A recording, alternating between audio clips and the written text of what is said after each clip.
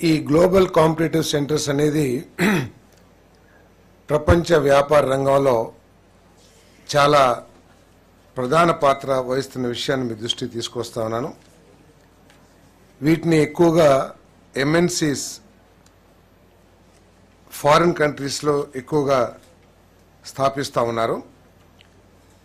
Remote work, hybrid work మరియు coworking స్పేస్ల వంటి అత్యాధునిక సర్వీస్ డెలివరీ మోడల్ని ఏర్పాటు చేయటం ఈ పాలసీ యొక్క లక్ష్యం అని చెప్పేసి మనవి చేస్తా ఉన్నాను నేను.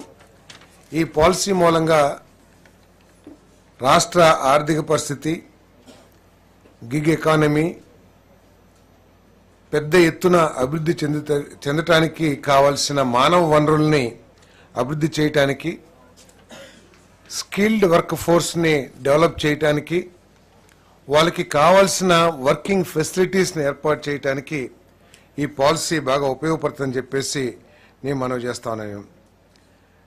ఈ పాలసీ 2000 స్వర్ణాంధ్ర విజన్ 2047లో భాగంగా ఒకే కుటుంబం, ఒక కుటుంబానికి ఒక పారిశ్రామికవేత్త ఏదైతే ఆలోచన ఉందో గౌరవ ముఖ్యమంత్రి గారి ఆలోచన, ఆ ఆలోచన లక్ష్యాలు సాధించడం కోసం ఈ పాలసీ ఉపయోగపడుతుందని చెప్పేసి కూడా ఈ సందర్భంగా తెలియజేస్తా ఉన్నాను.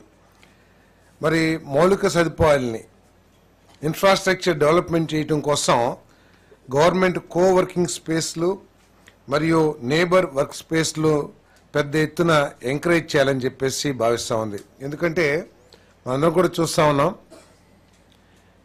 ఒకప్పుడు ఉద్యోగం అంటే పొద్దున్నే 9ంటికి వెళ్ళో లేకపోతే వాళ్ళ టైం నిర్దేశించబడ్డ సమయానికి వెళ్ళి సాయంత్రం వరకు అదే ఆఫీస్లో కూర్చొని పనిచేసే విధానం ఉండేది.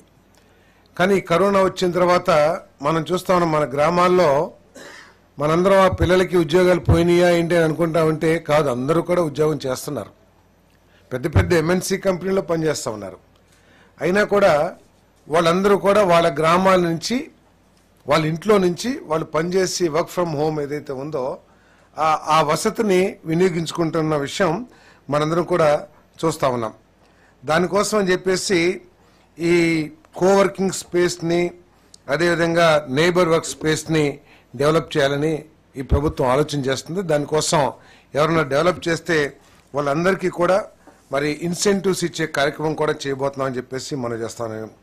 కోవర్కింగ్ స్పేస్ అంటే కేవలం ఐటీ కంపెనీ పెట్టేసి ఉద్యోగం అయిపోగానే వాళ్ళ ఇంటికి వాళ్ళు వెళ్ళిపోతారు, అట్లా కాకుండా ఒకే సెంటర్ని ఏర్పాటు చేసి ఐటీ కంపెనీ, అక్కడే షాపింగ్ కాంప్లెక్స్, అక్కడే ఇంకేదన్నా ఎంటర్టైన్మెంట్ సెంటర్స్ కానివ్వండి, ఆ విధంగా ఒక కాంప్లెక్స్ లాగా తయారు చేయటం కోవర్కింగ్ స్పేస్లో భాగంగా చేస్తాం.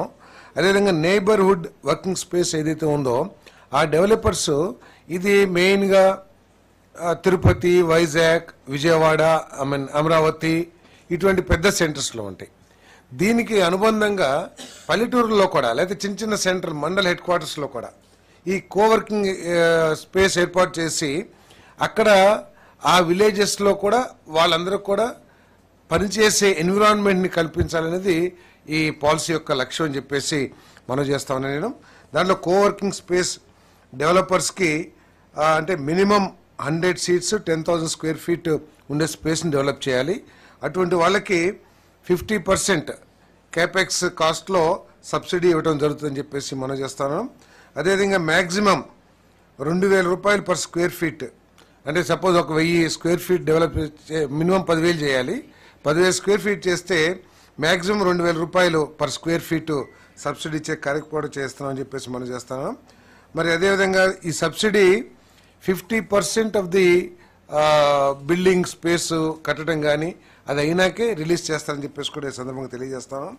అదేవిధంగా 2,000 రూపీస్ పర్ సీట్, అంటే ఒక 100 మందికి గనక వర్కింగ్ స్పేస్ ఏర్పాటు చేస్తే ఆ 100 మందికి 2,000 రూపీస్ కాడికని 2 lakhs రూపీస్ 6 monthsకి ఇన్సెంటివ్గా ఇచ్చే కార్యక్రమం కూడా చేయబోతుందని చెప్పేసి మనం చేస్తాను.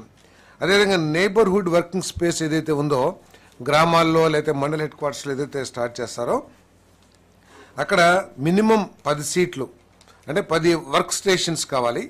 Minimum 1000 square feet developed area ఉండాలి. అంటే ఒక చిన్న స్పేస్లో కూడా దాంట్లో ఒక 10 మంది పనిచేస్తే ఆ మండల హెడ్ క్వార్టర్స్లో వాళ్ళకి 50% కేపెక్స్ కాస్టు, అదేవిధంగా 1000 rupees per square feet, 80% subsidy release చేస్తాం. అది 50% వర్క్ అయిపోయిన తర్వాత వాళ్ళకి 1000 రూపీస్ పర్ సీట్. సపోజ్ ఒక 10 సీట్లు పెట్టారనుకోండి, 10,000 రూపాయలు 6 నెలల రూపాయలు 6 నెలలు ఇచ్చే స్కీమ్ ఇన్సెంటివ్స్ ఇస్తామని చెప్పేసి కూడా మీకు మనవి చేస్తాను. అదేవిధంగా ఐటీ క్యాంపస్ అంటే మీకు తెలిసిందే, చాలా పెద్ద 5 లక్షలు పైబడి ఉండే ఫ్లోర్ ఏరియా ఏదైతే ఉంటుందో ఆ ఐటీ క్యాంపస్లో ఎవరైనా ఏర్పాటు చేస్తే వాళ్ళకి 50% క్యాపిటల్ సబ్సిడీ ఇస్తారు. 2,000 రూపాయలు పర్ స్క్వేర్ ఫీట్ ఇవ్వడం జరుగుతుంది, అదే 5 సంవత్సరాల్లో. అదేవిధంగా 30% ఇచ్చిన తర్వాత కన్స్ట్రక్షన్ అయిన తర్వాత ఈ సబ్సిడీ రిలీజ్ చేసే కార్యక్రమం చేస్తామని చెప్పేసి కూడా ఈ సందర్భంగా తెలియజేస్తాను. ఇవన్నీ ఏంటంటే ఈ రాష్ట్రాన్ని ఐటీ హబ్గా డెవలప్ చేయాలి. ఈ రాష్ట్రంలో చదువుకొని పైకి వస్తున్న అనేక మంది యువతీ యువకులకి ఉపాధి భరోసా కల్పించాలనే లక్ష్యంతో వీరందరి రాష్ట్ర ఆర్థిక పరిస్థితి అభివృద్ధి చెందాలనే లక్ష్యంతో ఈ పాలసీని తీసుకురావడం జరిగిందని చెప్పేసి మనం చేస్తాను. ఈ పాలసీ అట్టడుగు స్థాయిలో వ్యవస్థాపక సంస్కృతిని పెంపొందించడం, అదేవిధంగా ఆంధ్రప్రదేశ్లోని ప్రతి గ్రాడ్యుయేట్ను గ్లోబల్ మార్కెట్ స్థాయికి తీసుకువెళ్లేందుకు వారి జీతభత్యాలు, ఈ మధ్య మనం చూస్తూ ఉంటాం, ఇంజనీరింగ్ చదివినా కూడా 10,000కి 15,000 రూపాయలకి ఉద్యోగం చేసే పరిస్థితి మనం చూస్తూ ఉన్నాం. అట్లా కాకుండా వాళ్ళకి వారి గ్రామంలోనే ఈ అన్ని ఏర్పాటు చేసి అత్యధిక జీతాలు పొందే అవకాశం కల్పించడం కోసం ఈ